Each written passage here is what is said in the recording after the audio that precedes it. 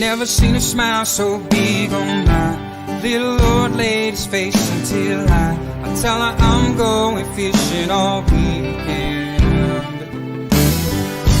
Pack up all of my bacon, I make plans for 7:45, and I swing around, pick up my date for the weekend.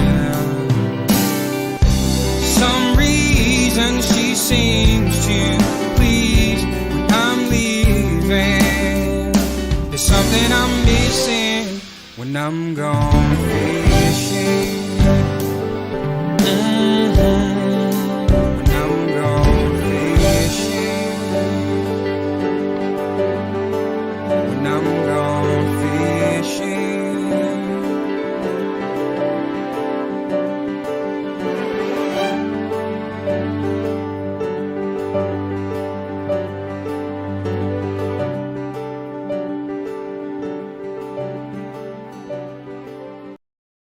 Good evening, CFNers, and everyone that is new to the show and is glad, like I am, to see it back. We took a week off, obviously, because we had the CFN Retreat up at Horwood Lake Lodge, and we are going to be speaking with the new owners, Doris and Warren, shortly to get their take on what they saw, what they liked, some of the takeaways, some of the great memories, and how we could possibly improve it for next year. But it's awesome to see all of you here. Erica's in the house. How you doing, Erica? MJ, yeah, baby. Steve Shaw, always nice to see you. There's lots of announcements going forward after we talk to Doris and Warren. But again, thanks so much. I did want to announce that we are going to have a bit of a format change. What we did was we went around and we spoke to pretty much everybody at the fire, and we asked, how can we get you guys out to a CFN Live? One of the biggest things that everyone requested for change, and it was unanimous, we got to make it shorter. So I've spoke to our featured guests. I've spoke to myself. I've looked myself in the mirror for a very long time, and I think we can get this program done in under an hour, maybe even 45 minutes. So we don't want to take up any more than what we do on a Monday with you guys. So we'll try and see what we could do to adapt to a format change to keep it under an hour. The promise and dedication that we have for that, if we can get it back from you folks, that if we can see you here on a Monday, because it's not for me, it's for our guests. Our guests deserve some great viewership, and they count on it. So we'll listen to you if we can get a promise from you guys that we'll see you, your pretty faces and all your positive comments and positive vibes each Monday, and we'll keep it under an hour. I promise. CFN Retreat, as I mentioned, was a huge success. And I want to bring in Warren and Doris Reinke right now to discuss what they thought of the just finished CFN Retreat. Warren and Doris, how you doing tonight? Hey, Scotty. How's it going? Hey, guys. Good, my friend. Is it still hot up there? And actually, well, it's still pretty warm, but it's come down about 5 degrees. So one thing that I've never had to adapt to at Horwood Lake Lodge is heat. What we experienced in the last 4 days of being up there was repressive heat. And it was a wonder that no one got heat stroke or, passed out, because all we did was eat incredible food and fish. And as I said, it was ridiculously hot. So that was something that was new to us, as it was new to having you guys as the owners of Horwood Lake Lodge. So again, on behalf of the entire CFN community, we can't welcome you, thank you, and bring you into our family enough for what you did this past week for our retreaters. It truly was a success story. No, we agree completely. Great group of people, Scotty. We were happy to have you here. We were sad to see you leave. Really good time had by all. Great group, no issues, incidents. Everybody's gracious, just fun people to be around. And likewise, of course, a big shout out to Mike and Yana Brazil for setting the foundation of what has become the future. And the future looks bright for both Horwood and CFN based on what happened this week. But again, we can't forget Mike and Yana reaching out to CFN initially to set this all up, because if that hadn't happened, none of this we wouldn't even be sitting here talking about it. So a big shout out to them. I know, Warren, you liked the approach that we did with the fish off. And I think I was a little surprised based on the first day I was there that the numbers were going to be that high. But I want to report back to you that there were over 1,000 recorded fish catches at Horwood Lake Lodge in that past week. No, that's good. It's incredible. Like the numbers that you guys were getting, even under the conditions, because that heat put them down. We had the full moon rolling in. It wasn't a great week by normal standards to be out fishing, and you guys did great. And we had fewer numbers than we anticipated up here. So you did that with like a smaller group than you historically have had. Well, and it's true, unfortunately with COVID and everything else, and life happens, unfortunately our good buddy Steve couldn't make it. Bill and Terry was moving, it happens. And unfortunately going forward next year, we will have a better check-in and deposit program in place so that we can make sure that those who say they're coming are going to be coming, so that we can not have to scramble like we did at the weeks leading up to it. What was for both of you, what was your biggest takeaway in terms of a fond memory?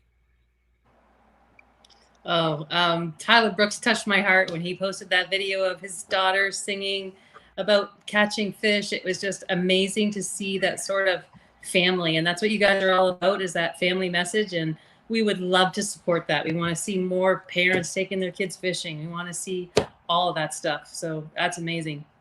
It is. And, like you touched on it, Doris, it is a family. And I got a big shout out. Thank you to you on behalf of Barry and Sally, who they celebrated their first year anniversary. You baked them a cake. We will be posting that. If you haven't seen the pictures, everybody asked me, did you draw that, the icing? Did you draw that? Yes. Okay, so there's your answer, guys and gals. I said, maybe she's a really good artist, freehand on the side. I don't know, but I figured you did, and you confirmed it. But yeah, it is a family thing. There's a couple things that happened that I am so proud of our CFNers. Mark Beeler, we had a mishap with someone in a hook. They went over to Mark. Mark knew exactly what to do, pushed it through the other side and clipped it off and helped the gentleman out, Jamie Dunlop, with that. Larry Snyder, can't say enough about him. He helped out in the fish cleaning hut, was basically a hired hand on the dock, was helping everybody dock and get in and tie up. So a big shout out to Larry. And of course, Richard Elliott and Dave Gamble, as I mentioned, they towed one of your cottagers ashore who had broken down.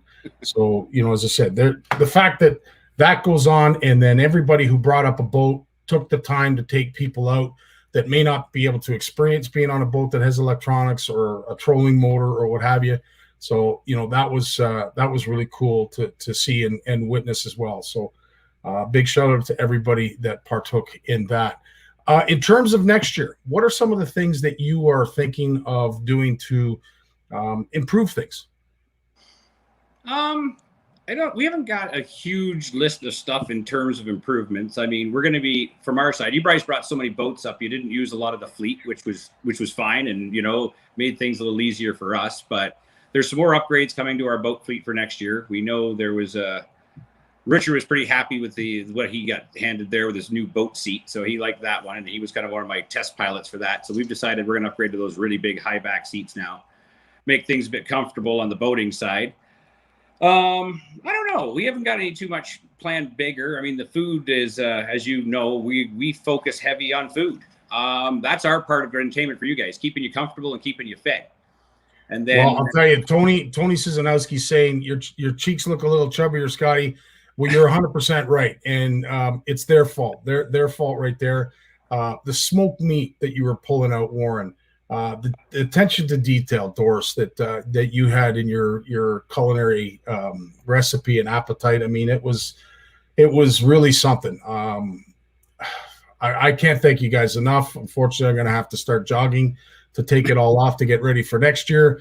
But one thing, folks, if you are on the fence, you're not sure, you're a tire kicker, and you know, you want to maybe put some money aside in hopes of going to that kind of trip, this is that kind of trip. And what you don't eat during the day that Doris and Warren provide you, we had what, smoked pulled pork. You had different spices within the pulled pork. You had smoked ribs, barbecue chicken. We had steak the last night. Even quiche, like Doris, your quiche was phenomenal.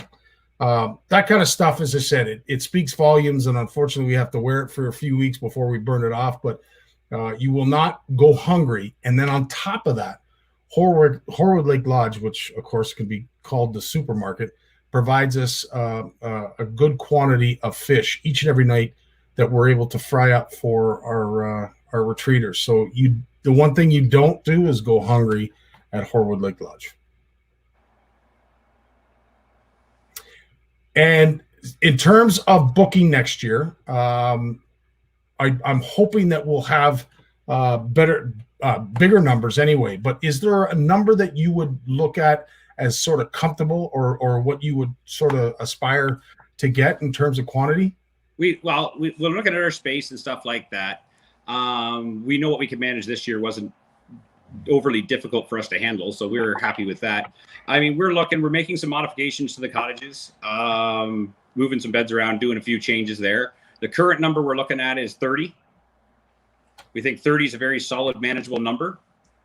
For now, we're looking at some other ideas and stuff like that. I don't know. We're gonna have to see. We got some things to move around and stuff, but right now our core number is 30. Right on. Well, there you go, Kevin.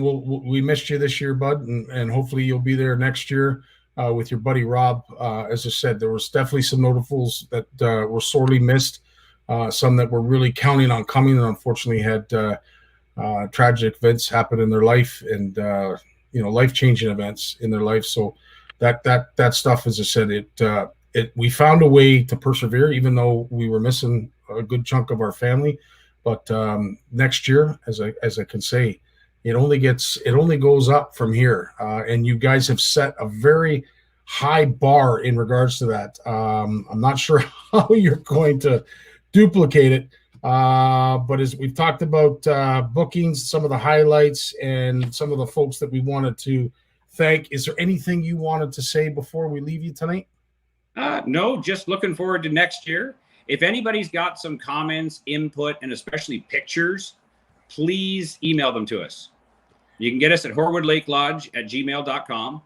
And, we're always open to suggestion and input. It's the only way we can improve. And that's how you should book your spot too. Email us and we will start the booking. Yeah. That's how you're going to get your spot. Yeah. Email us. I think we were talking, I guess the big thing is dates. We haven't really talked about the dates, Scotty.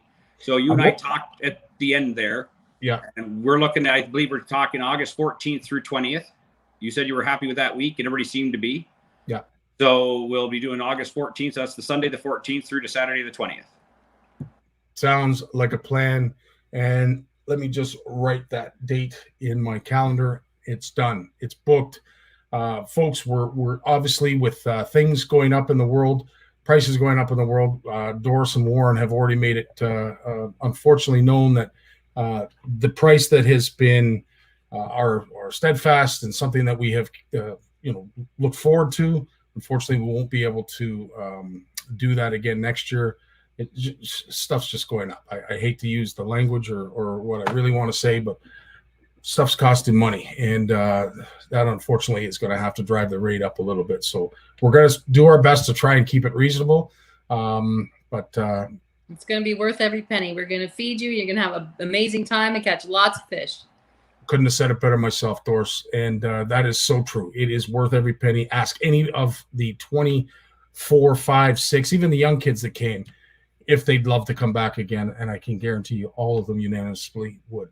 Doris, Warren, I know you guys are busy. Thanks so much for taking the time to join us tonight. Thanks for a great week last week. You guys certainly hit it out of the park, and we can't thank you enough. Thanks a lot, Scotty. It was our pleasure. We enjoyed it. Wait to have you guys back. Take care, guys. Enjoy. All Stay right, cool. have a good night. again, two incredible people that have the same like-minded vision as our legacy members on how it is that we want to see our community. I would say give in terms of opportunity, provide them an opportunity that is unique and awesome, and they did that. I mean, they ticked a lot of boxes. So to Doris and Warren, I can't thank you guys enough. You guys really hit it out of the park. Now, just to give you an idea, we do run a fish off while we're up there, and just before we bring Jim in. So some of our winners, and I can't thank of our sponsors enough, and we'll get to that real soon. But every cabin, anyone who caught the most fish in each cabin received a prize pack. So in cabin 1, it was Mark Beeler. I mean, that's no surprise. Cabin 2, of course, was Martine Munchkin, but she's only been fishing for a couple years. So, you know, as I said, for Martine to catch some of the numbers, she caught a 16 and a 17 and a half smallmouth. She did absolutely awesome. So big shout out to her. Mark, he managed to catch, what did he get? A 23-inch pike and 23-inch walleye. So he did fantastic. Cabin 3, Richard Elliott, the pike master. This he's hardcore. This gentleman was hardcore. I'll tell you, if his boat was running properly, he'd still be out there fishing right now. But Richard, he managed to catch a 26-inch pike and a bunch of walleye and a bunch of smallmouth. But as we all know, Richard targets the pike. River, young little River in cabin 4 was the one who caught the most fish in her cabin. She did absolutely awesome, and she was a treat to have. Just lit up the whole room. So River was our winner in cabin 4 for catching the most fish. In cabin 5 was Sally. Sally caught the most fish, and I'll tell you, it was definitely the most entertaining when she caught fish. I've never seen it. Well, I've seen a few people excited when they catch fish, but Sally takes the cake. Anna in cabin 6, she won for most fish. And, of course, Mark Albeck in cabin 7. He took home, what did he grab? A 33 and a quarter pike. His walleye was 23. He caught a number of bass. So Mark definitely put on a clinic.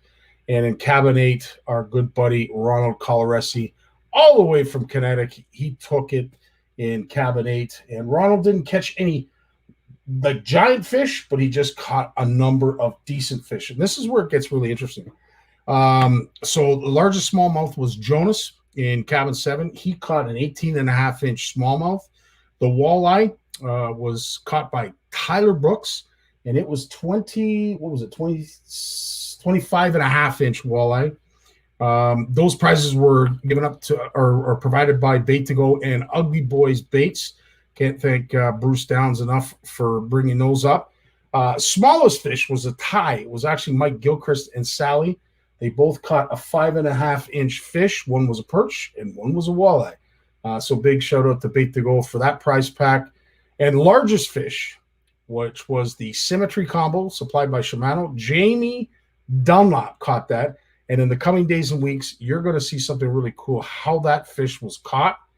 If you think what we posted today for Monster Monday and the walleye inside the pike was something, wait till you hear the story about the largest pike caught. But there's a lot more to that story. We're putting together all the video and photos, so stay tuned to that. But Symmetry Combo for largest fish was caught by Jamie Dunlop. And this is where it got really interesting. And this is where CFN sort of shines through.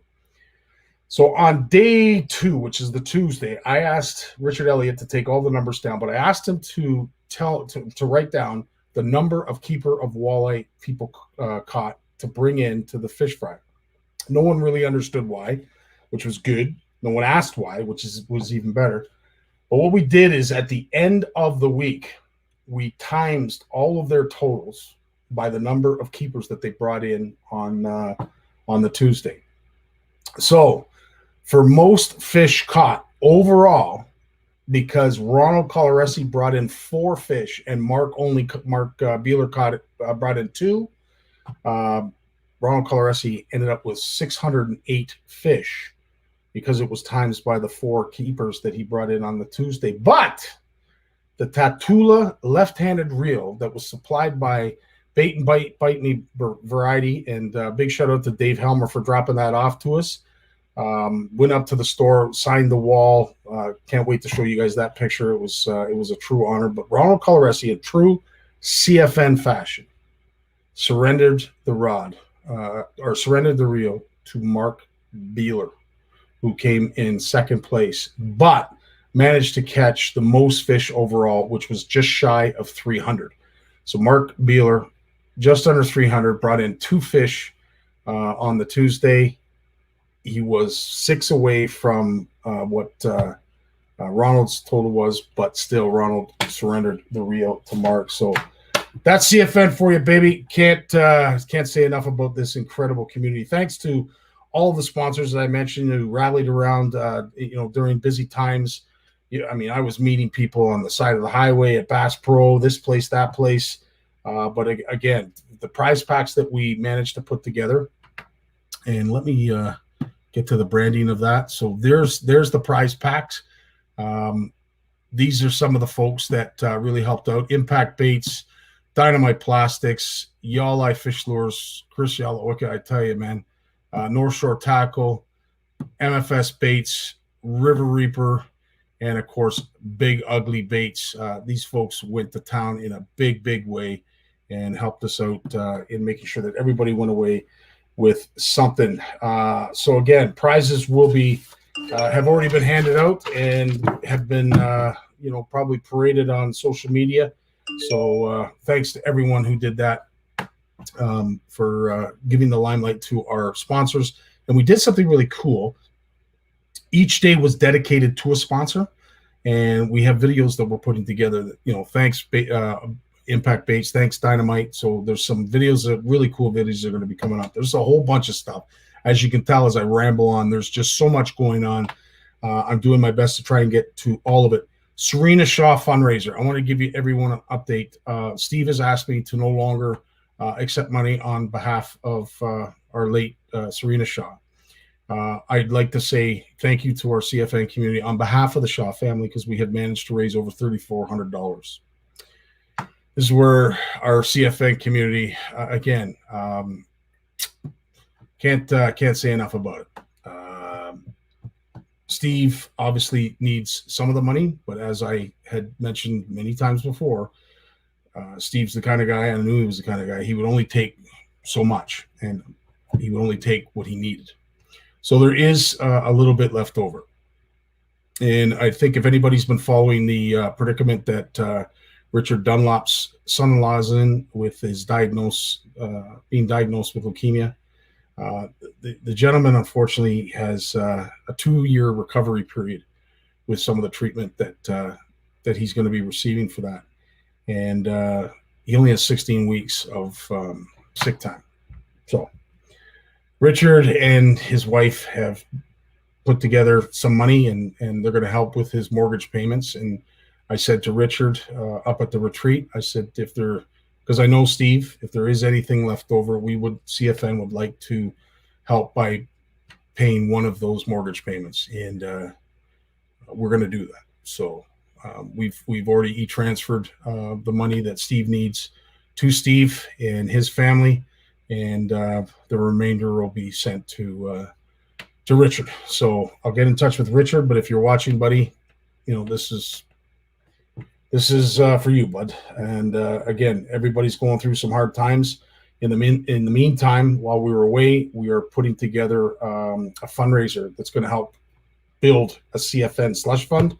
So stay tuned to that, because that just gets bigger and bigger. And I think that's it for announcements. Oh, yes. Celebration of Life for Serena is set September 18th, 1 p.m. to 5 p.m. at the Coburg Lions Center. Coburg Lions Center, September 18th, 1 p.m. to 5 p.m. That is the Celebration of Life for Serena. And as I said, I cannot thank our CFN community, and I know the Shaws can't thank our CFN community enough for making it a little bit easier for them to get through what they've been going through. I can't even begin to imagine. But anyway, hopefully every day it gets a little bit easier. but we will never forget our beloved Serena. She meant the world to us, hence the reason a lot of us have this as our profile pic. I don't know. Amazing. And what else is amazing, of course, are all these wicked people that were at the retreat. To all of you in this pic, take a moment. I love you all. You guys were fantastic. You made a great week for all of us. And I tell you, I can't wait till next year. Now, before we bring in Big Jim McLAUGHLIN, let's have a word from our sponsor.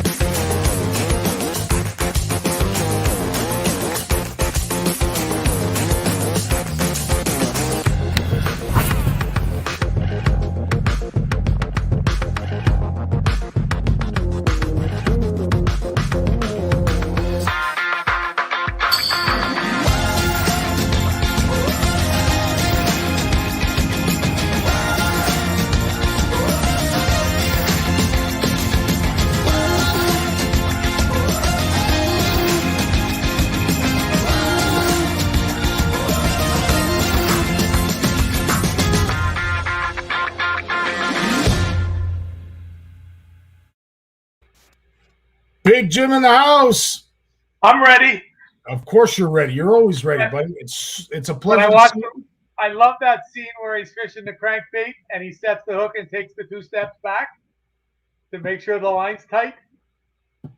I won a lot of money taking those 2 steps. I love it. I get all wound up. I'm serious. I bet. I'm vibrating here right now. I'm sitting here too, and I've got my box of deep diving crankbait. I won't sleep now. It's interesting that you bring those out, Jim, because the one thing that I mentioned to you when we came back from the retreat was the weed growth in Horwood. Tyler mentioned it to me. Mark Elbeck mentioned it to me. Because I don't really target pike, they were the ones that sort of brought it to light to me that the weed growth had not gotten to the surface. In fact, it wasn't very dense at all. And areas that they normally would not be able to fish were extremely fishable. And they were finding a lot of smallmouth in these vacancies of where all these weeds should be. Spinner baits were work the weeds really well. still there, but just lower down? Absolutely. And nowhere near as dense. Smallmouth like that scrub sort of bit here, bit there, bit of rock, bit of weed type stuff. You'll see them. You go to the St. Lawrence and you fish these shallow flats. When I say shallow, 10 to 20 feet. You can, because of the clarity now, and you'll actually see these fish. There's little patches of weeds like that are this big around, and you'll see the fish move. You'll actually be able to look in the water and see the little groups of them just sort of shifting around in the current, moving from weed to weed when you get over top of them. Like they're really aware of you being there, right? So I have to say to guys, they say, yeah, but the water's 20 feet deep. So I tell them, I say, go down beside the motor at the back of the boat. And they go down to the back and I go, that's how far away the fish are. Is it that far? And that's when you realize 20 feet's really nothing if you're a fish. You can, if you're seeing him, he's seeing you, boy. Well, I'll tell you, Jim, one thing that sort of caught me by surprise was how shallow we were finding some of these smallies. Like with that water temperature up in the 70s, I thought for sure some of those fish were deep. Holy crap, they were in 2 feet of water. That's the Great Lakes all the time. St. Lawrence River. There was guys. See, I know because when the guys get fluff from me, they're buying like they want 3/32 of an ounce, which is basically nothing. And some of them even want a 16th. And they're fishing. That's how shallow the water is, because they don't jig those. You just cast them and wind them. Less is more. That's what it is that tricks these big fish. and some of them are tremendously shallow, tremendously shallow. When you see guys fish, when you watch the guys in the BSS Elite here and then the FLW, the MLF, and all that, when you see them put the power poles down and they immediately hit the bottom, like they're not even down, they haven't gone deep, you know that they're in really shallow water. And that's you watch you can get a cue from things like that. Everybody always used to think smallmouth was deep, but when smallmouth became the fish that people and tournaments gave exposure and brought light to it, all the guys fishing for them learned how to catch them. That's when they realized that a lot of these fish are really, really shallow. You've heard me say for years about catching smallmouths in confined open water.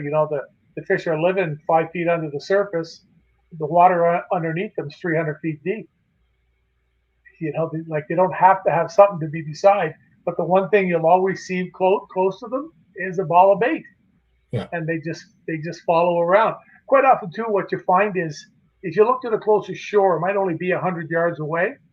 If you go to that shore and you watch for the drop off, it comes off the shore, it's straight, and then you come out off the shore and it starts to drop down. Wherever it takes that little, takes a little bit of a break before it goes really deep, they'll relate. Like if that's 20 feet, they'll relate to that out in the water. Quite often you'll find that they'll be at the same depth. If it's 10 feet, they'll be at 10 feet is where they spend most of their time. But when you're out in the middle of a crystal clear lake, which these bodies of water generally are, 10 feet to a smallmouth is like, me looking at the computer screen. Yeah. It's right in front of them. And if you want to see how fast they can move, I've seen fish. I've watched them and cast a lure 25 feet away from them, and they almost meet the lure at the water. Like they see it in the air. Yeah. There's something there. That's why you see that happen. It's really, really cool to watch. But yeah, smallmouths are, those open water fish and those real shallow fish are one of the last real bastions that people have yet to crack, the average guy. The tournament guys have got a bit of it figured out now, but and really figured out. But the average guy can do it too. You don't have to be a tournament guy to be catching lots. I haven't fished a tournament for 15 years. You don't have to be a tournament guy. But what a great way to learn. It's in learning we did. As I said, the fact that we had so many different people in our boat at times throughout the course of the week, you learn some wicked things. Twitch baits, not something that I use a lot of. But when you say twitch bait, do you mean a jerk bait, Scotty? Yeah. That proved very well and productive for Mark Elbeck. Of course, taking the time to acknowledge the forage. Many times you pull smallmouth out and they would be spitting out a certain size crayfish. Now, I don't know if that's just the size of crayfish that they could target, or there's they'll eat anything. So, but it was a certain size, and as soon as you put that size on, Mark Elbeck would back me up on this. You would catch smallies. But I'll tell you, if you haven't fished Horwood and you're looking to come back, white paddle tail swim bait. That's it. Mic drop right there. They caught everything, whether it was pike, whether it was bass, whether it was walleye. That white color in that tea-stained it's water. Funny you used to say that. I got off the phone with a guy 20 minutes ago, and I had dug in a box to find something, and there's what I told him to use. A white swim jig with a little paddle tail out the back, a little rhythm wave. Yeah. That's what I told him to use, and that's one of my go-to things. I catch so many fish on it, especially up in that type of water. Because it's got that tannic acid to it, a little bit of it. And white really shines there. When you fish there too, if you're going to fish with bladed baits and stuff too, like gold and copper blades, really shine. Like I know a lot of guys that fish for walleyes, and they're not tournament guys, but they are scary good fishermen. I wouldn't want to have to fish against them for walleyes. And almost all the rigs, the stuff that they pull is all copper and gold, mostly copper actually. I got to ask you the question, and I'm pretty sure Mike Gilchrist is on here watching, but one color combination that seemed to do really well, and we saw it with the X-Zones, with the Swammers, and some of the stuff that Mark Beeler was using, black and orange. black and orange in that tea stain color, it was a go-to, whether it was a spinner bait or whether it was some kind of drop bait plastic imitation minnow. It just seemed to, that orange belly and that black back, boom. Is it perch that they would? What are they thinking that is, Jim? I don't think they think it's anything. What they think it is a black and orange swim bait. Okay. You know, it's moving, it's wiggling. I can see it really well. I'll go and get it. Okay. It's the way it works, you know. But orange was definitely a hot color. Black was a hot color. Your natural colors, as you said, and that tannic acid, tannic water really does well. And I can't say enough about white. If you're someone that fishes those back waters and you know what I'm talking about, white is definitely a go-to color. When it comes to smallies too, you had mentioned this idea that they would continue on, regardless of whether it would drop off. They would relate to that depth of water. That was so true on some of the drop-offs. You would fish them typically like I would fishing for walleye, that they were down a little bit deeper. But smallies, you would catch them on the way down because they are at that relative depth that you were talking about. Do they do that because they're territorial? Or is that their ambush point, or is that just smallies? They're following the smallmouths or following the bait fish. That's what smallmouths do. Yeah. And if the bait fish go out over 300 feet of water and they're down 20 feet, then the smallmouths are over 300 feet of water and they're down 25 feet, and they're looking up.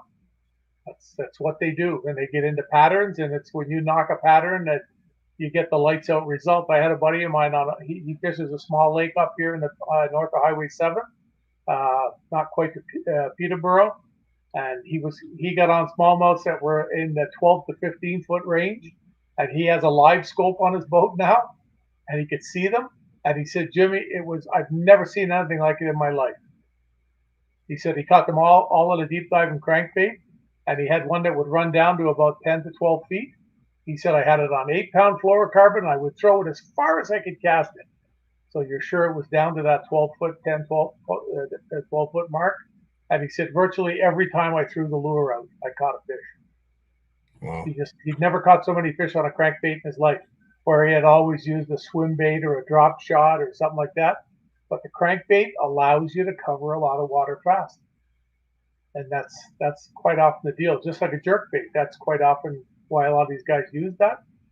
When you watch how fast some of these guys, you ever watch Kevin Van Dam fish a jerkbait? Yeah. I don't know how the paint stays on the lure. Seriously. It's just like and they fish this, and guys say, "Oh, that's way too fast. The smallmouth can't catch it." Yeah, right. You know the number of times in my life I've had a smallmouth pick something up when you cast it out, like you said, and they eat it on the way down, and you go to do something else. You go to adjust the electric or something, and you pick up the line, and you start to reel. There's nothing there. Then you reel, and they're 10 feet away from you or something.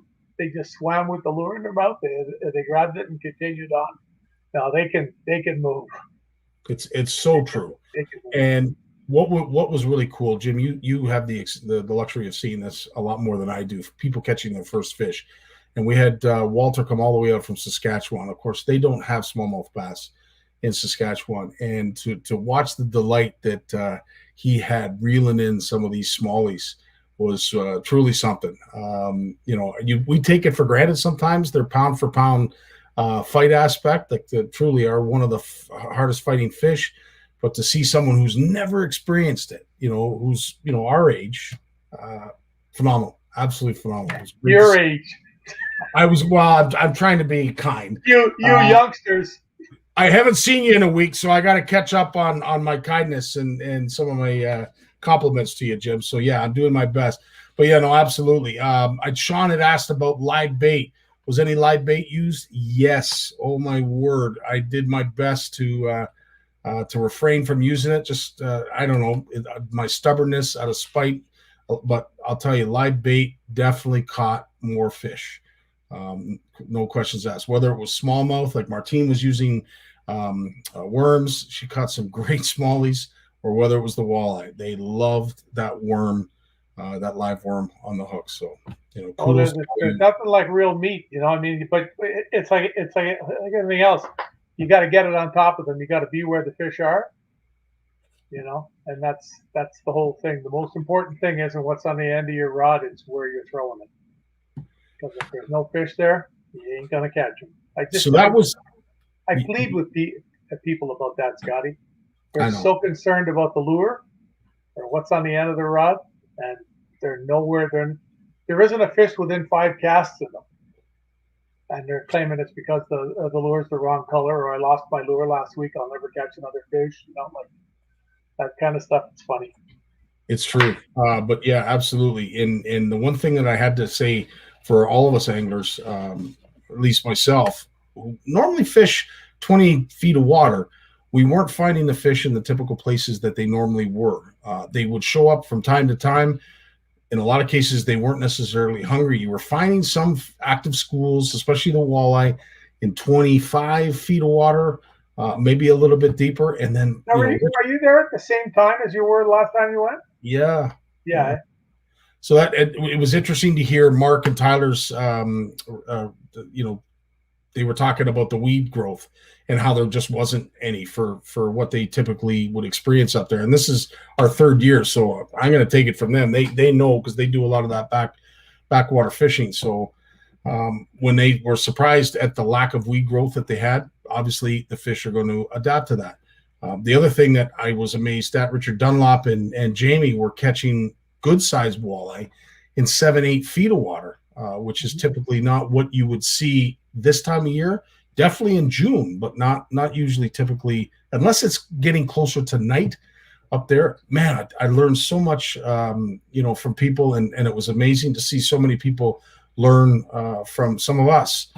Braid, I tell you, there was a few that have never used braid before and will probably never fish without it again. Just because you don't miss a bite. Yeah. You know, braid's one of the worst things that ever happened to fish. Yeah. Because people are so excessive. Like, I mean, the number of fish that get their mouths ripped with braid because they don't realize they don't have to set the hook like Hulk Hogan. Yeah. There's no more of that set. It's just a little sweep. There's all you need. Just a little sweep. That's why sometimes when I'm out fishing now and I'll be using monofilament for something or fluorocarbon, I got to remember what's on the reel. Amen. Because all of a sudden you'll hook a fish and you just give it a little sweep and it gets off and you go, oh crap, and you look down and you forget you're fishing it on monofilament, you know. So, but braid is a wondrous thing, especially for a beginner, because it just lets them feel everything. You know, it's not so bad when you're using a jerk bait or a spinner bait. A fish bites it, you feel it, funk, it's there.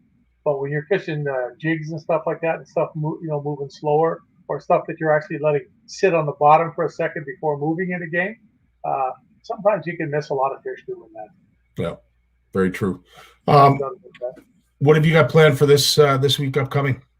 Well, I'm working on the fall edition now, and doing some other odds and ends and trying to catch up on stuff here. Spending a lot of time at the gym.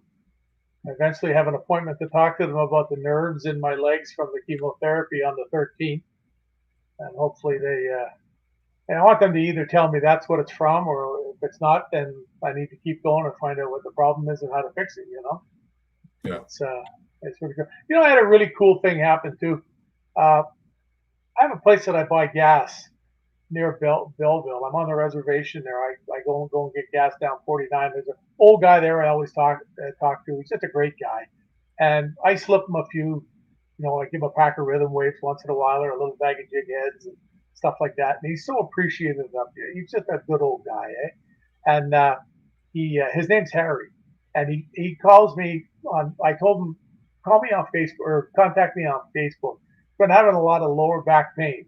And boy, he contacted me. I got him in touch with a couple of websites to go to get some information, stuff that he can do at home without buying anything, just stretching type stuff. And he's just gung ho. He says, I see all your posts. You're going to the gym all the time. And he says, I remember we used to come in here and you were like the size of 2 of you and everything. And he said, everything. Yeah. I said, excuse me. The size of 2 of you. Holy jeez, you don't need that.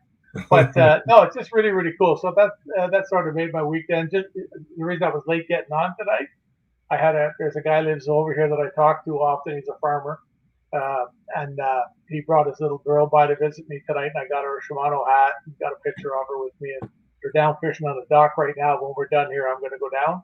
Right on. See her. Hopefully she's still there. But yeah, you know, things like that. I mean, I'd rather do something like that now than go out and catch a fish. You know, Amen, brother. It's all part of it. And I got to tell you, the last couple of days out here, about 4 or 5 days now, it's starting to rock and roll. Well, listen, with the new format, we're going to try and keep our segments at least as close to 45 minutes to an hour as possible. But because you've got fish biting, you got a young angler that's looking forward to seeing you, I'm going to let you go. Jim, as always, bud, it was we missed you. We had fun without you, and we're glad that someday we're back. I'll be up. I'll try. I'll do my best. It's just getting there. But don't let that Gunther guy talk so long there, because you know he doesn't pay attention to it.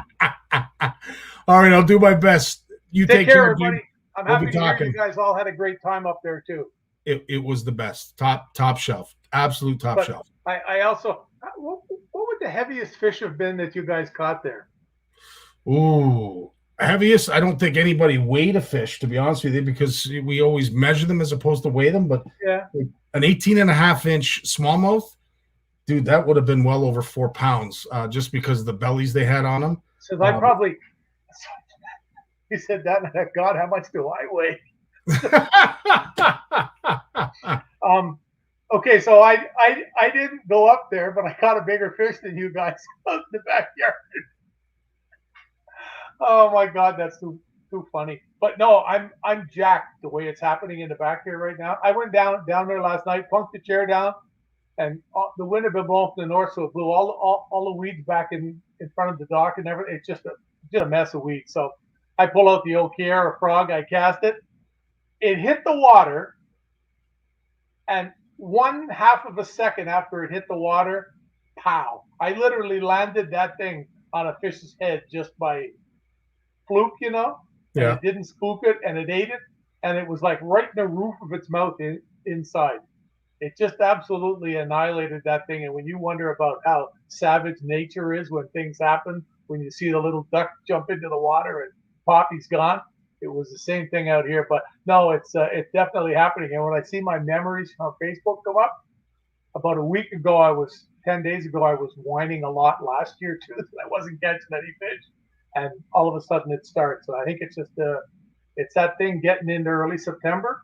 You'll see a lot of these fish again start to move really shallow, and I think that's what I'm seeing. We will make sure that we talk about that in our upcoming segments, Jim. We're going to be more species specific. So yep. Again, thanks again. Great seeing you, my friend, and we look forward to seeing you next Monday. Awesome, kiddies. Take care. All right, bud. You take care. Ta-ta. Great guy, I tell you. Missed him this past week, but I tell you, with all the CFNers that were there, he was certainly not forgotten. But always nice to get back in the seat, back in the chair, and start speaking to our community, including this gentleman right after this message. When it comes to Canadian food, we've got your back with flavors like lemon pepper, beer batter, campfire barbecue, lemon pepper dill, garlic butter and chives, and crispy Cajun. We've got a mix for every meal. Whether you're serving East Coast shrimp, West Coast salmon, succulent walleye, chicken wings, or veggies, we've got you covered.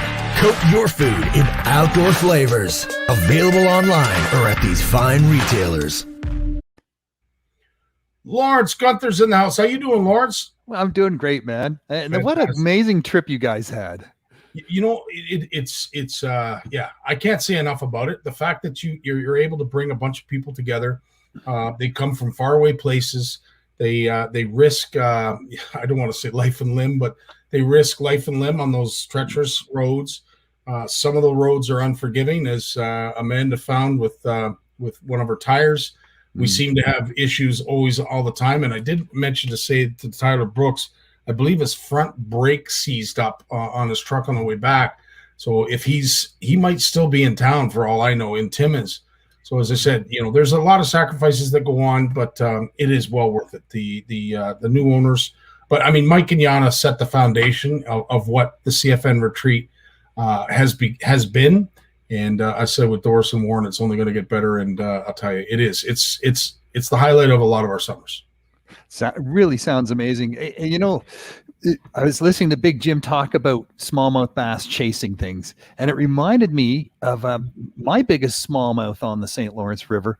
I was fishing with Nigel Toohey. We were just doing some practicing. He was out there, he fishes Renegade, and I'm at the back of the boat. And I'm just firing a white spinner bait, ½ ounce off the side as far as I can on my bait caster. And then just as I'm reeling it in, I've got it maybe about a third of the way reeled in. He takes off on the trolling motor, and he turns away from my side of the boat. So my spinner bait is all of a sudden it's coming in sort of on an angle towards the back of the boat, but it's going twice as fast as I could reel, right? And I can feel the blades just humming, and bam, it's on. Like a 5.5 3/4 pound smallmouth bass. And there's no way I could reel that spinnerbait as fast as it was moving with my 7-to-1 gear ratio Corrado reel. There was no way. I mean, I was peeling it as fast as I could, just reeling it. But that's what it took to get one of these big smallmouth to fire up, is my reeling as fast as I could, plus him taking off with his trolling motor on speed level 10.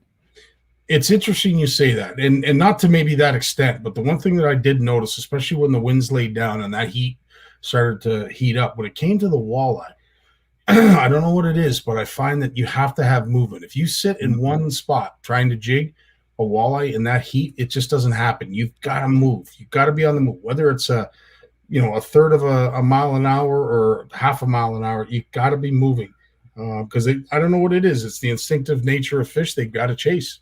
Yeah, they got to chase. And you're trolling from muskie this time of year, you're doing 4 or 5 miles an hour trolling speeds. Dude, think about that for a second. Yeah. I know.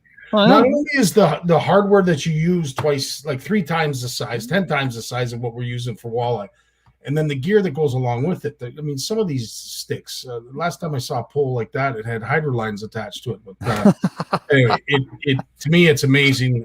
You definitely have to be in top physical shape to fish muskie and hang on for dear life. Yeah. My friend, she guides on the Otto River, and she had a client out yesterday, 15-year-old young gal, last cast of the day, all day, record heat out there, right? Record heat day yesterday, and caught a 50-plus muskie. 15-year-old young lady. Wow. Yeah. Was that Lisa? Was it Lisa? Yeah, Lisa Goodyear. Yeah, she's been having a great year guiding on the river. She's just a great stick. I love Lisa. She's awesome. Yeah. Now you are going to be our newsman. And, so let's get to it. Our new format change. We're going to keep our segments to a 15-minute max if we can. I have been told by Jim, who says that you're long-winded. I heard him. I know. He mentored me. That's awesome. Something that you did want to talk about, and it's a podcast that has already happened and will be broadcasting soon, is the new president of the Canadian Sport Fishing Association. Yeah, so his name's Rob Walton. He is the general manager for Pure Fishing in Canada. Really interesting man. I got him on Bluefish Radio. You can find a link to that episode. We just sent that out on social media, or you can just go visit Bluefish Canada. It's in the first half of the news, the Bluefish Canada news for August 17th.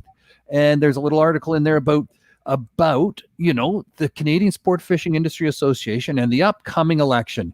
What does the Sport Fishing Industry Association need to do to get fishing talked about by politicians, right? And I'm talking to a bunch of organizations across Canada, and I'm asking them, what questions do us CFNers need to be asking our candidates and our ridings so we have a good understanding of where they stand on matters concerning fishing, stewardship, sustainability, conservation, access, opportunity, all of those types of questions.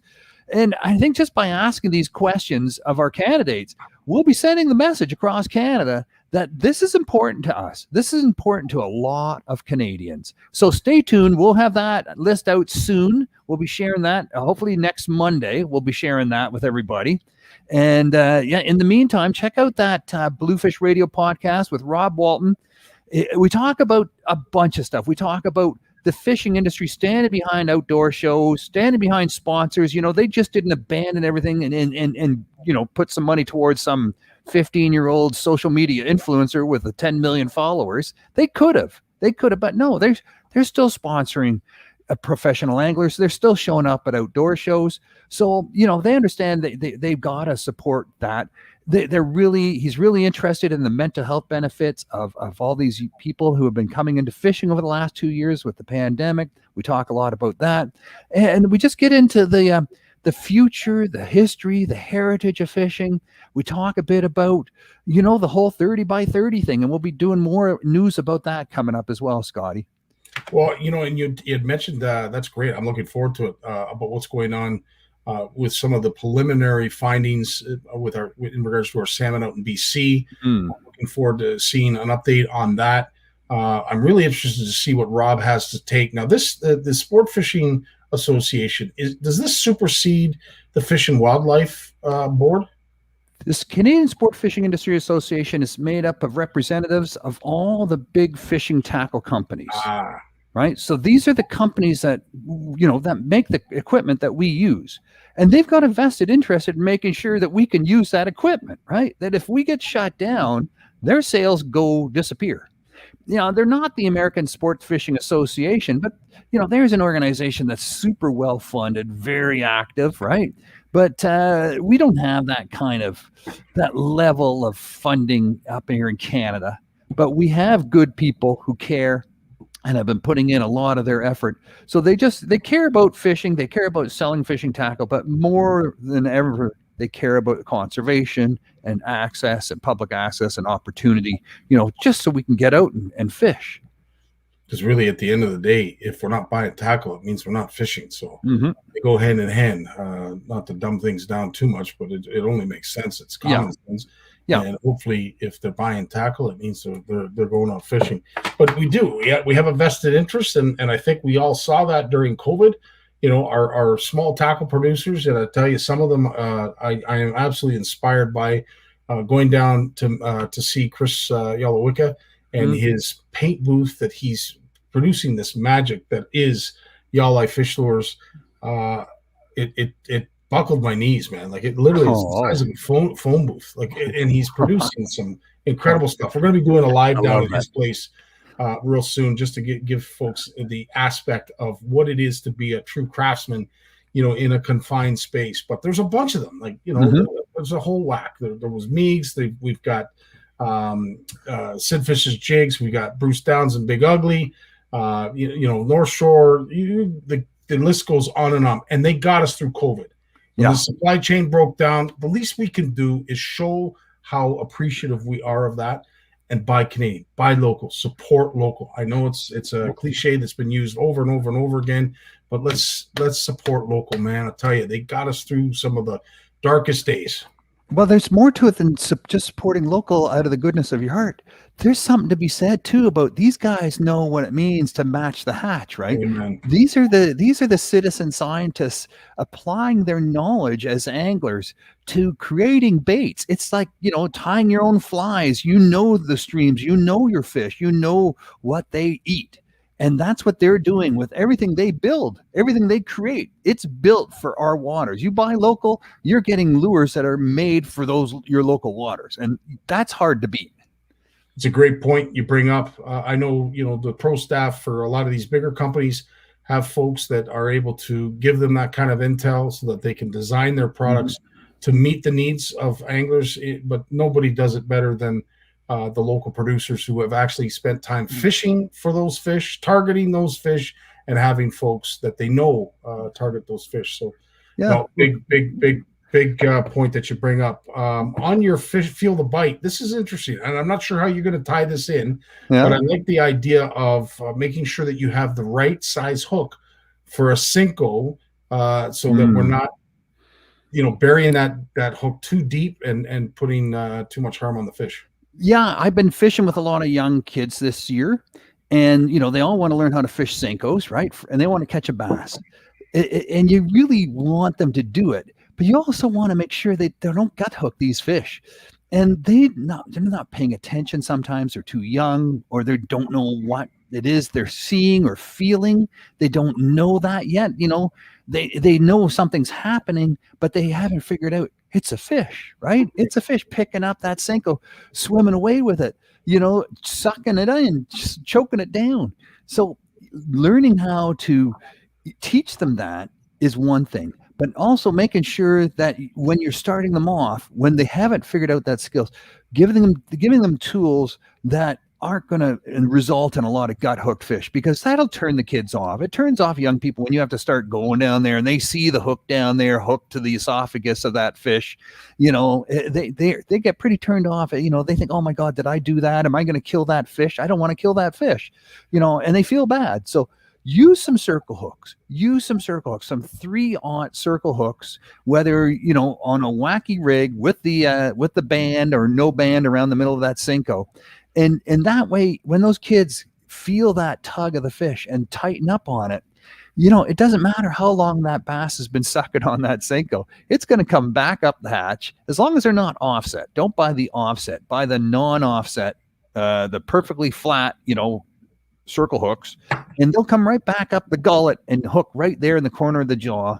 Time is on your side as an angler when you're fishing circle hooks. You don't have to have a lightning fast hook strike. You don't have to, be on the game that much. It really is a good way of just fishing, with braided line, just nice and gentle, nice and easy, and the fish, they don't get their heads ripped off. They don't get their jaws pulled off. They don't get big hook wounds.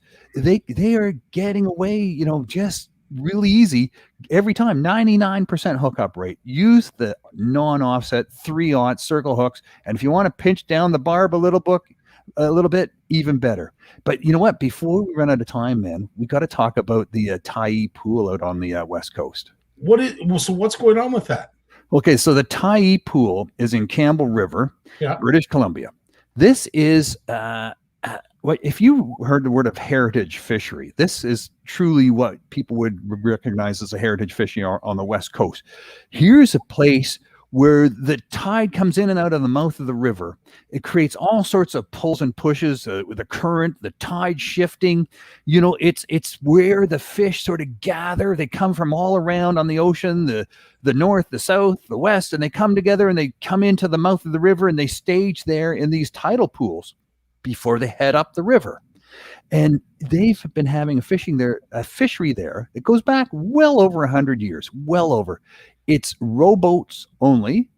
It's no live bait, no downriggers, single hook, crankbaits, towed around using the Armstrong, rowing, right? Wow. People come from all over the world to experience this fishery.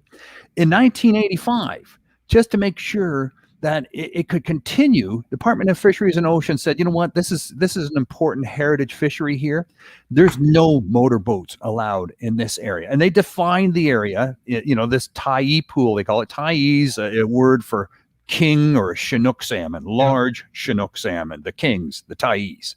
And they defined an area with GPS, and they said there's no power boats allowed in this area because it's too dangerous for all these little rowboats, out there getting tossed around in the current and in the tidal rifts and so on.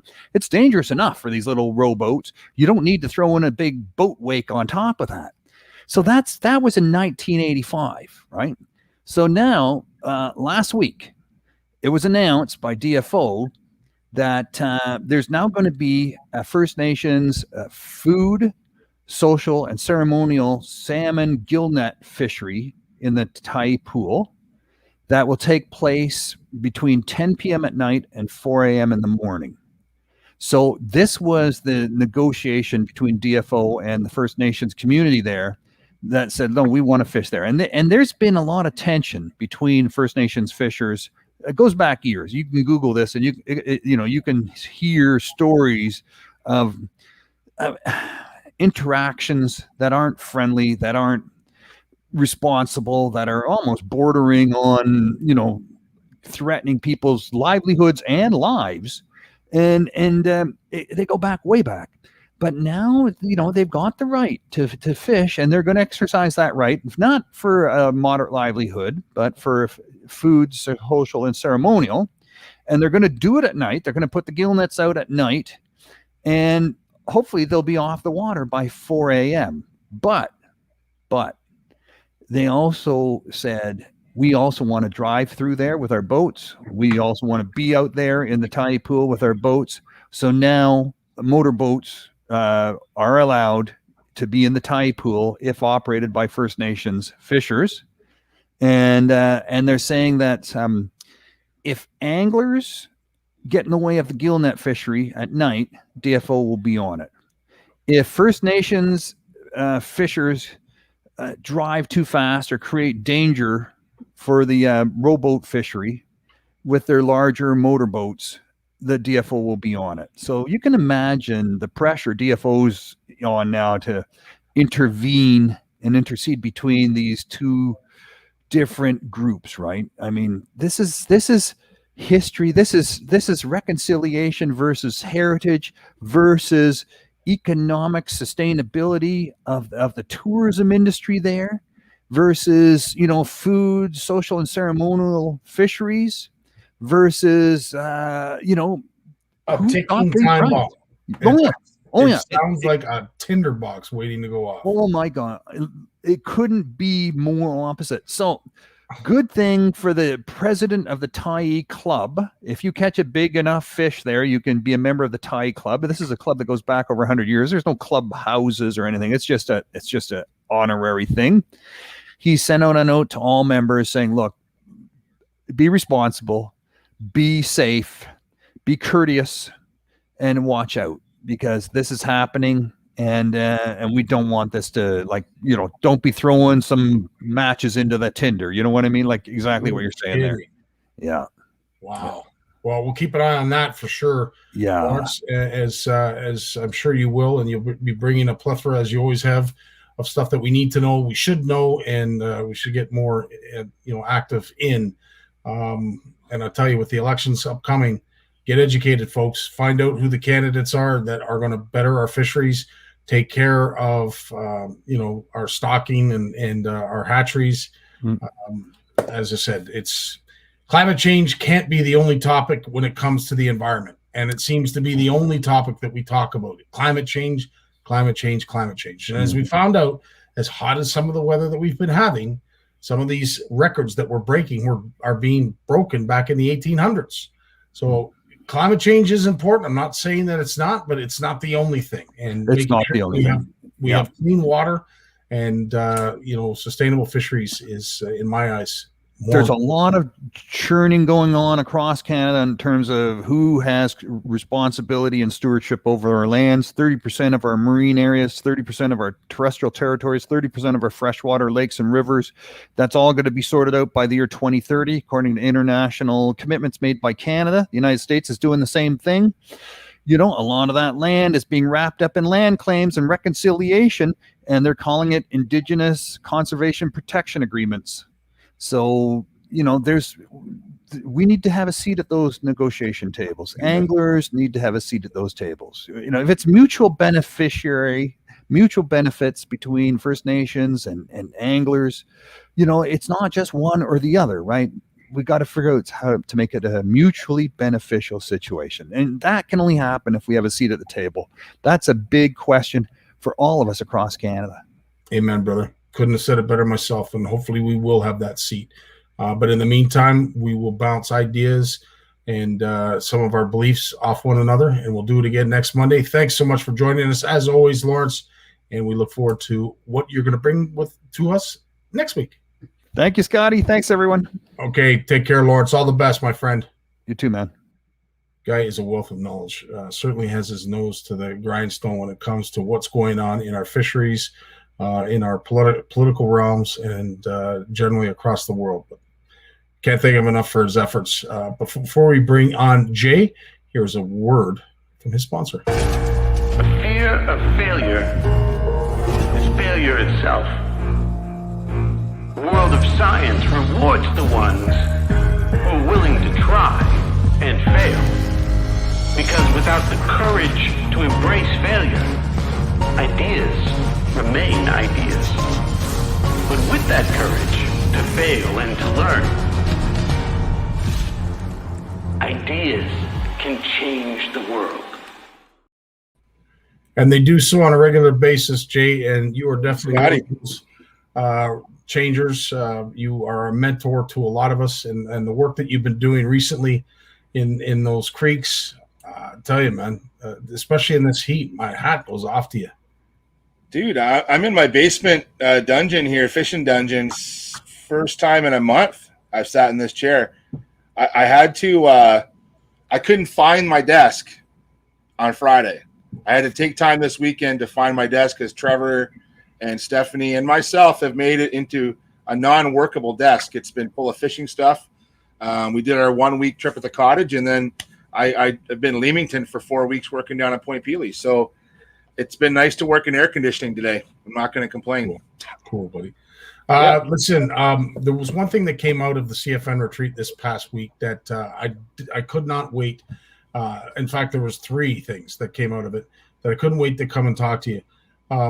One of which was the number of walleye that we filleted. And I saw this in June. Actually, it was more so prevalent in June than it was this week.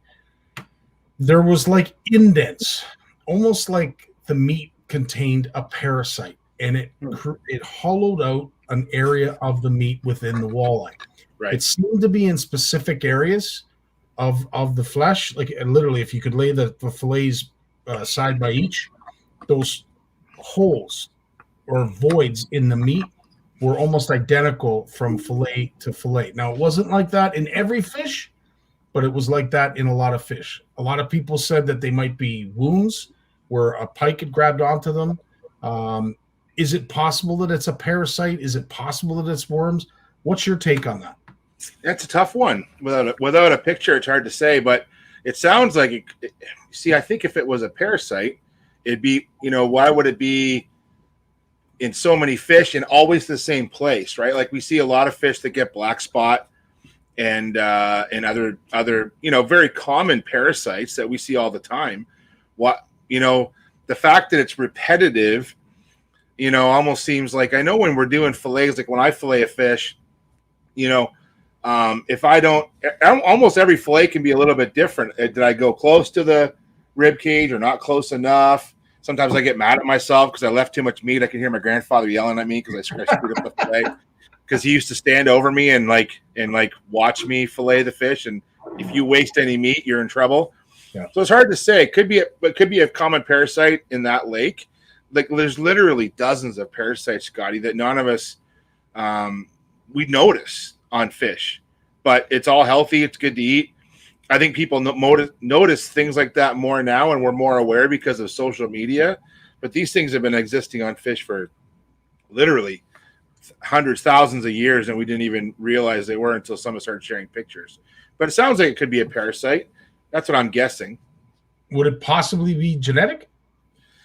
It could be. Fish are magical things. They're very plastic. So plasticity in fish is very common. What is plasticity? Plasticity is the fish's ability to evolve, their ability to adapt to changing situations.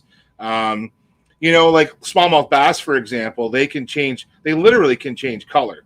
We can catch smallmouth bass that are dark as dark, and then we can catch them that are almost white. And usually it's because of a habitat response. They're responsive to their backgrounds, or trying to hide themselves, either to allow themselves to hide from prey, like if they're chasing down prey fish, or maybe they don't want to be prey by an osprey or an eagle. And so smallmouth are able to sort of change their color and take on colors of their habitat. So awesome. Fish are awesome, man. Well, as I said, it's something that I noticed show up in June. But also on that note, I'm going out on a limb. It seemed as if this body of water could perhaps have 2, possibly 3 different strains of walleye. You would see different colorization with the fish that were in the shallower water that would typically be in shallow water. When you were catching fish in deeper water, they had a different colorization on their skin. And there was almost a third. That third, and probably is the most prevalent, folks were thinking that they were catching blue pickerel blue walleye as well as blue perch. Yeah. Tell us why they might consider them blue perch and blue walleye, and why they're actually not. So I'm going to show you guys a picture. I went upstairs and went into our library. Okay, because when you and your wife are both fisheries people, you keep this stuff handy. So this is actually the manual from the ROM Ontario Fishes workshop. I'm one of the instructors, and we haven't had a workshop in a couple of years because of COVID. So this is one of the, there it is, the blue pike, extinct, Zander vitreus glaucus. So what is a blue pike? So a blue pike, it used to be, so it was found only in Lake Erie. And what makes blue pike really unique is that it was thought to be a separate species altogether. But in the 1920s, Carl Hubbs, a famous ichthyologist from the University of Michigan, actually decided, and through scientific review, decided that it was a subspecies to walleye, which is now Zander vitreus. And so this one, which is the blue pike, now the name Zander vitreus is the same as walleye, but the subspecies is glaucus.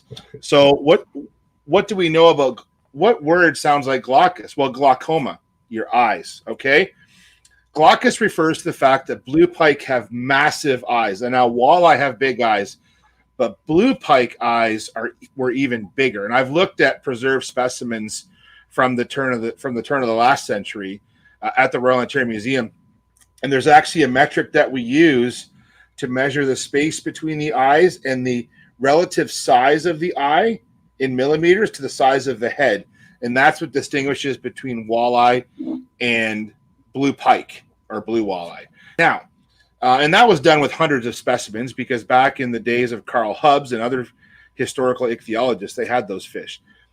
But we still catch blue walleye. A friend of mine was in Port Burwell this weekend, had a bunch of fish hanging on the hooks, had a great day, and one was blue as I'm looking at Facebook, the old F over here on this screen. It's blue as that.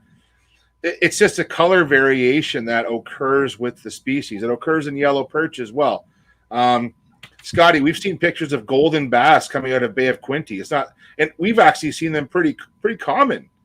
Meaning, I bet you at least once a year, I'm getting someone sending me a new golden bass record from Bay of Quinte, which is really cool. And that goes back to the fact that fish are very plastic. They're able to change.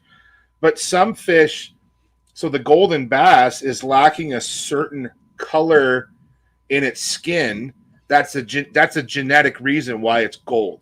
And I do believe that for blue walleye, and I've caught them, I can remember the first ones I caught in my life was 20 years ago this year, working in Algonquin Park. I was fishing, well, let's see, when you're 24 years old, Scotty, and you get sent to Algonquin Park to electrofish and gill net all day, what do you do at night when you're stuck on an island in a tent? Ooh, you fish? And you fish. So after you fish all day, you go back to the campsite, you cook your chili or whatever crap food you're eating out of a can, because that's all you could afford in your 20s. And then I would grab my fishing rods and go back out. And we caught blue walleye in Lake Travers. Lake Travers is part of the Petawawa River chain between Cedar Lake and Petawawa, Ontario. And so so that's all part of the Ottawa River drainage. Horwood Lake is interesting because Horwood, now refresh me on this. I know roughly where Horwood is. Is it above or below the Arctic drainage divide? Yeah, so they call it the watershed, and it is north of the watershed. So anything that flows in from the south and flows out to the north, which is something that is truly incredible. If you've never been there, I mean, it was great. I had Walter in my passenger seat, and I was explaining all this to him as it was explained to me, and I think I was just as amazed explaining it to him as I once was listening to someone explain it to me. It's cool that all the waters past the watershed drain into the Arctic and Atlantic Ocean. And so what happens is in the area where Horwood is all those lakes at one point, as glaciers receded and waterways formed, and then what happens is as glaciers recede, lakes became lakes because of the rebound. So the weight of the ice on the earth, the ice melted and receded, and then the earth literally rebounded. Like it's like literally the ice was holding the earth down and it bounced up. Okay. That's what created lakes all across Ontario, especially in the northern areas up in the Shield, in the boreal areas. And so at some point, those walleye in that Horwood area, south of Timmins, north of Temagami, there was a mixing. Some fish went south, some fish went north. And then over time, those divides became very solid, right? Where you have the Arctic drainage, and then you have what is the Great Lakes drainage. But for that area, it would be part of the Ottawa. It would work its way down the Ottawa towards Mattawa, and then out towards the St. Lawrence, right? That's my guess without having a topographic map in front of me. Yeah. I just have this, even though I'm a fish guy, I have this geography interest I've always had growing up, and I think it's done me a lot of good in my job. And I think that is what's going on in Horwood, is you have a mix. Now, it's been like Larry's suggesting here, is it with the clay? It's also habitat driven. We see even in Lake Erie, we see color variation in the walleye. Or if they're bottom oriented walleye, like a lot of anglers I know who are catching walleye over off Tecumseh Reef, fairly shallow, less than 20 feet, they're pretty dark colored. Sometimes they're pretty light colored.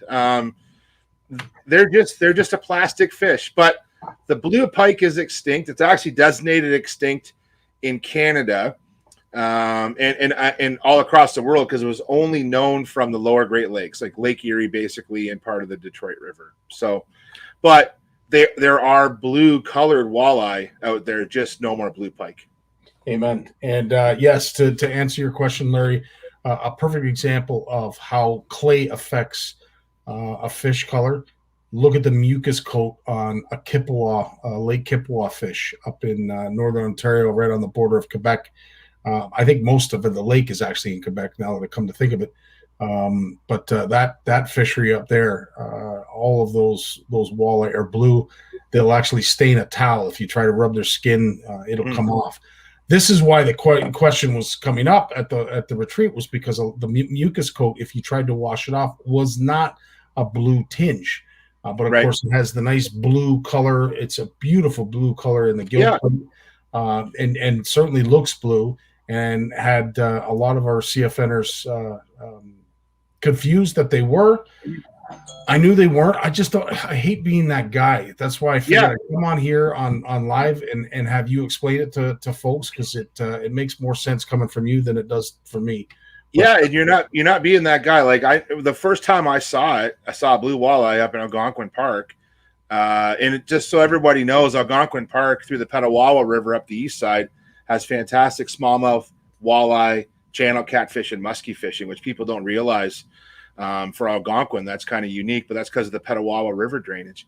And I went and talked to a geneticist at Trent University at the time, who I was collecting samples for on some of our projects. And I talked to Dr. Chris Wilson, still working there, really, really one of the top fish geneticists if not in Ontario, in the country.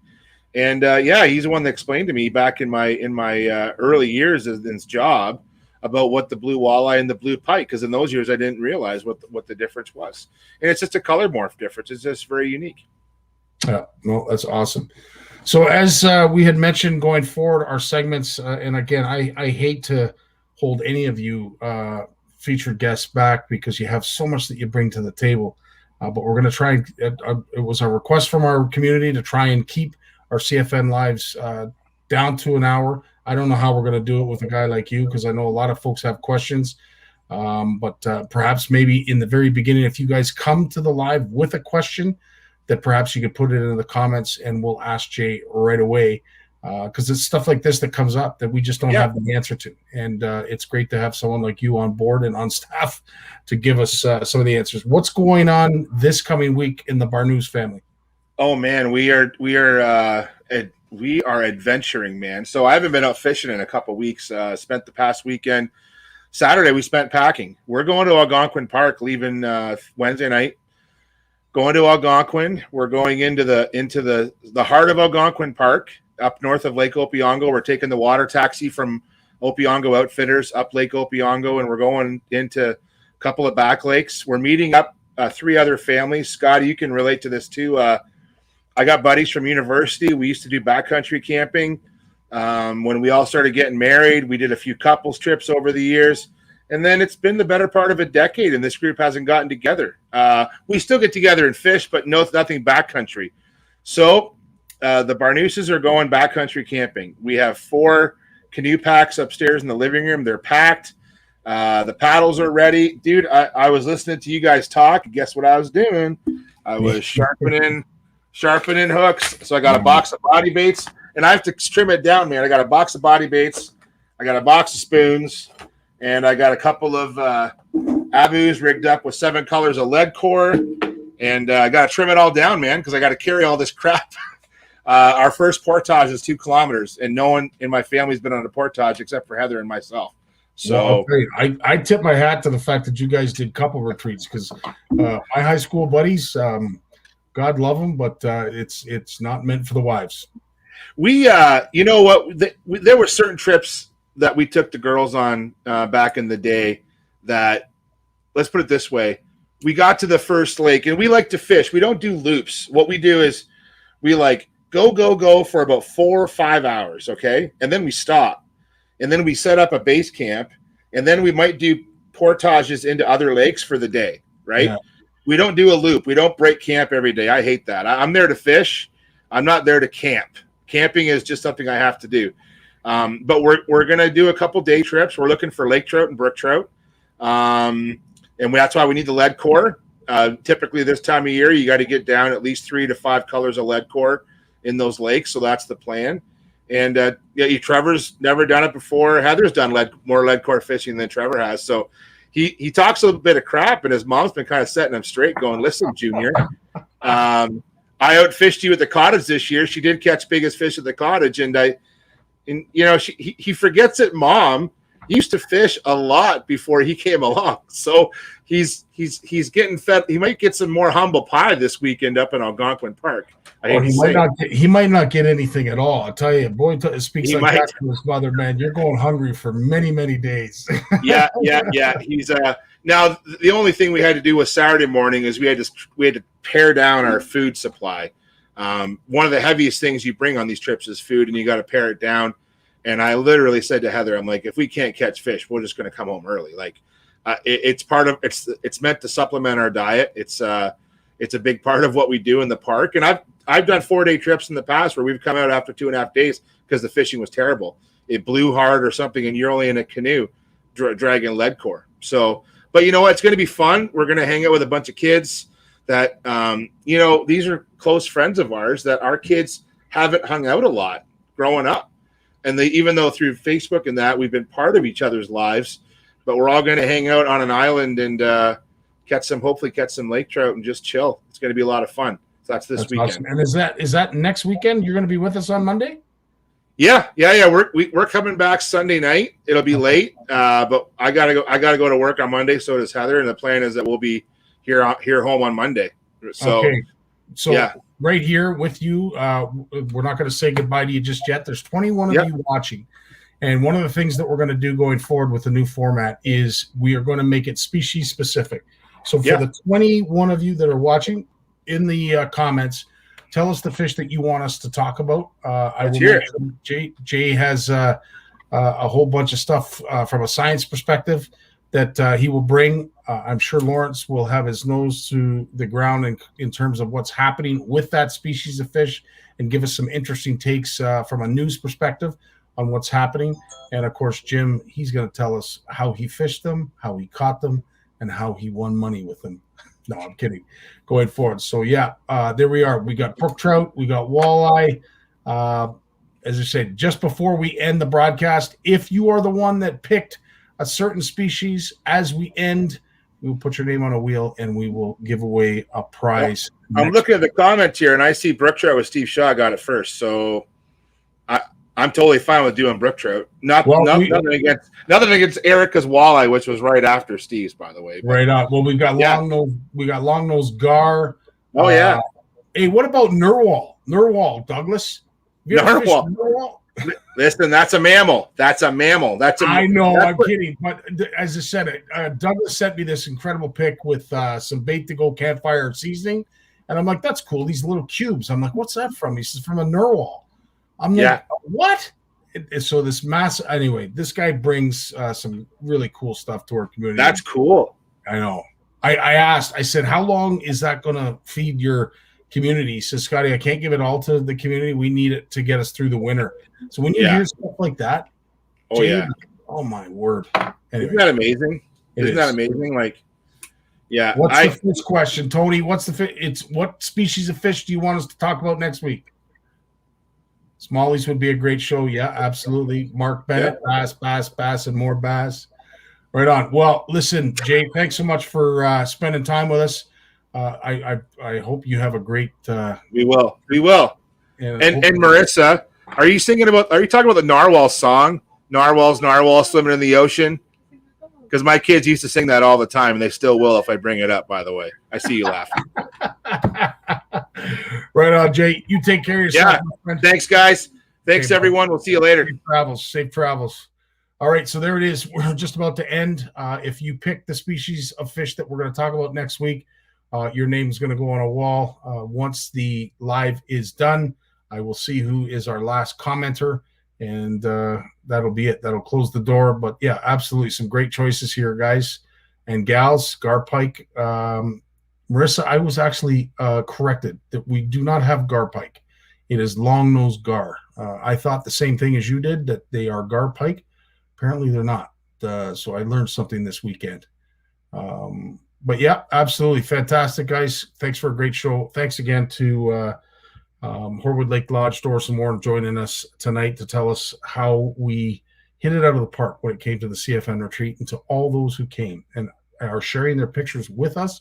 We're going to be putting a great little montage together, so you're going to see even more Horwood Lake CFN retreat paraphernalia and publications coming up in the very near future. Till then, stay safe. Love you all. You guys take care, and we'll talk to you real soon. Enjoy your night. Peace, everyone.